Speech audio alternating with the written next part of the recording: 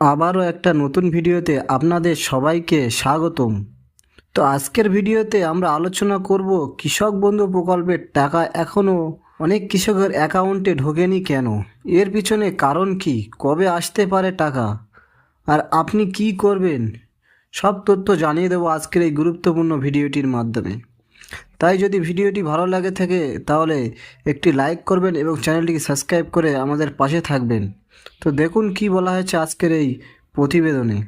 অনেক কৃষক দর্শকের কাছ থেকে এখন বারবার একটা প্রশ্ন আসছে, ভাই অন্যেরা তো টাকা পেয়ে গেছে কিন্তু আমার টাকা অ্যাকাউন্টে কেন আসেনি? হ্যাঁ ঠিক, কিছু কৃষক টাকা পেয়ে গেছেন কিন্তু রাজ্যের প্রায় অর্ধেকের বেশি কৃষকের অ্যাকাউন্টে এখনও টাকা ঢোকেনি। এটা একটা সাধারণ সমস্যা এবং এটা আগের বছরগুলিতেও হয়েছে। কৃষক বন্ধুর টাকা এর আগের বছরেও এমনই হয়েছিল, কারোর টাকা আগে এসেছিল, কারোর টাকা পরে এসেছিল।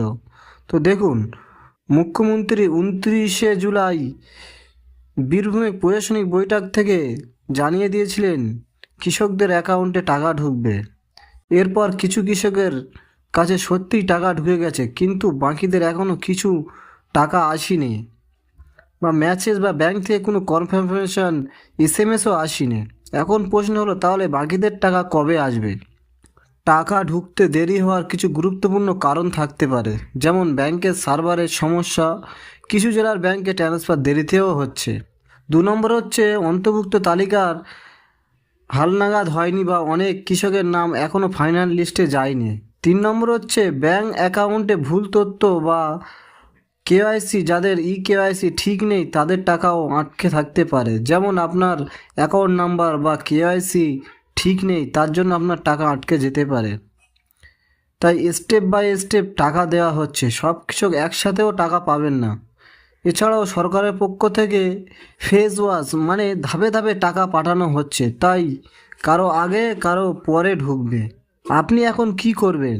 যদি আপনার অ্যাকাউন্টে টাকা না এসে থাকে তাহলে আপনি এই কাজগুলো করতে পারেন। আপনার ব্যাংক পাসবই আপডেট করে দেখতে পারেন এবং লোকাল কৃষি অফিস বা পঞ্চায়েতে যোগাযোগ করে দেখে নিতে পারেন আপনার নাম আছে কিনা লিস্টে, এবং আপনার কেওয়াইসি বা মোবাইল নম্বর ঠিক আছে কিনা সেটাও আপনি চেক করতে পারেন।